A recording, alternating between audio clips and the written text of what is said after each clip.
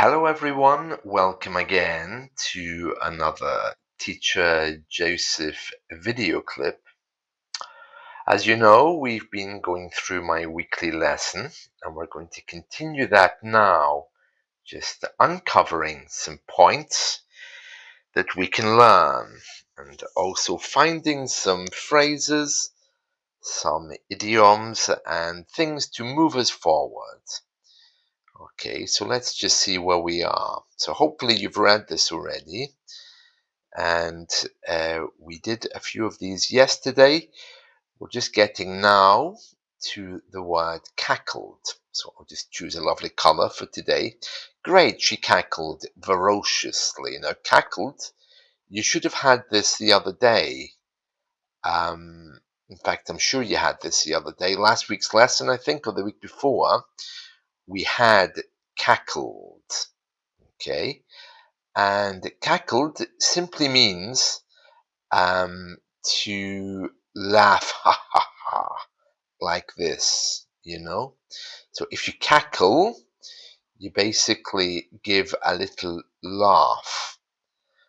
I'm just trying to change this back to what it was before so that I can highlight the word cackled and also ferociously. Okay, so I was just saying that cackled appeared in our last lesson or the one before, and is when you laugh, ha ha ha. Witches cackle. Ferociously means with great energy. If you have a ferocious appetite, you eat a lot. Okay, so she cackled ferociously with great feeling, we could say, as an interpretation. Okay, cigarettes, we stub them out. So when you put the cigarette in the ashtray and you turn it around to make sure it doesn't cause a fire, that's called stubbing out the cigarette. So she stubbed out the cigarettes. Okay, that's very good to know. A loud, gritty voice. Gritty makes it sound like there's little stones in the voice. You know, if you talk like this. Think of Bonnie Tyler, great 80s singer with a real gritty voice. Or if you're from the Spanish world, think of Ana Gabriel, another singer with a gritty voice. I don't know what she's like now, but at least she used to have anyway. So, a loud, gritty voice. Now, grit is small stones. You know, when the snow comes, if you're lucky enough to be from a cold country, we put down little stones to clear it away. Oh, I'm just looking at some child passing my window. Oh, did he just throw a wrapper from his chocolate bar into my garden? Yeah, he did. You know, I hate kids. The thing is, you can't even say anything to them anymore because they just become abusive. But basically, he unwrapped the chocolate bar, I mean, at 8 o'clock in the morning, and he just threw the paper into my garden. Oh, I can't even talk to his father because he looks like a nasty man, and he just watched the kid doing it. My goodness me, what's the world coming to? Anyway, sorry for the distraction. So I was just saying that yeah, to stub out a cigarette, and then I'd moved on to a gritty voice. In the snow, those little bits of stone that we put to stop snow and to clear it away, it's called grit. So a gritty voice is one which appears to have little bits of grit in it. Okay. We also use the word gritty to describe situations. Okay, so if someone's voice is gritty, it sounds like they're stones. But if a situation is gritty, it means it's a hard situation to resolve. In reported speech, it says here, she chortled. That just means happily expressed something. If you chortle, It's almost like you're laughing or you have a feeling of contentment to chortle. Right. Let's see what else we have here. Well, we did quipped before, so you've seen that previously. Yeah, I grappled with something means I struggled with something. We just had to like it or lump it. Now, this is a wonderful phrase, to like it or lump it. That means to take it or leave it, to like it or not. And as I was mentioning here, my mother used to say, you're having potatoes for dinner, like it or lump it. That means you don't have a choice. You don't want them? Fine, you can lump it then. Starve. This is something that we often say when there's a choice. Take it or leave it. You don't want it? Fine, leave it. So like it or lump it. There we are.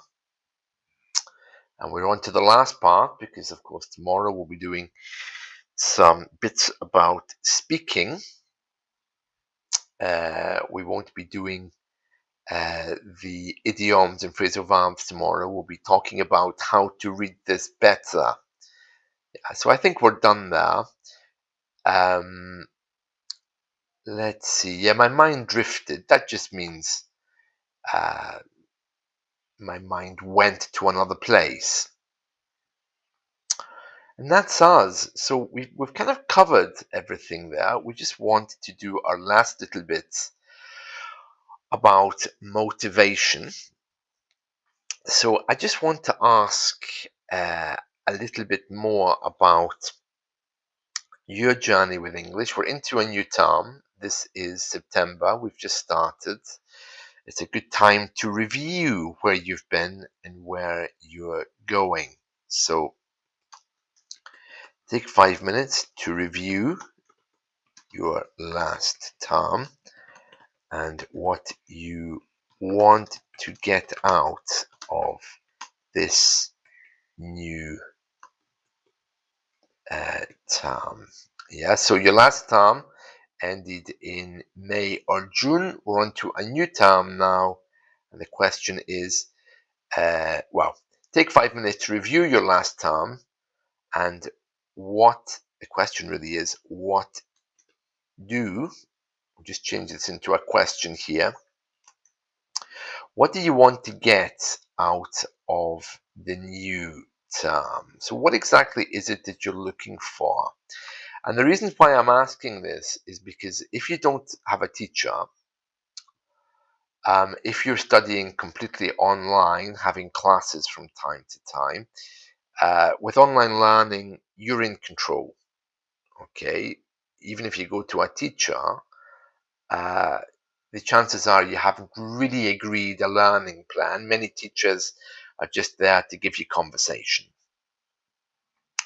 So you need to really be on top of what you're looking for, what you want, and also to measure your performance.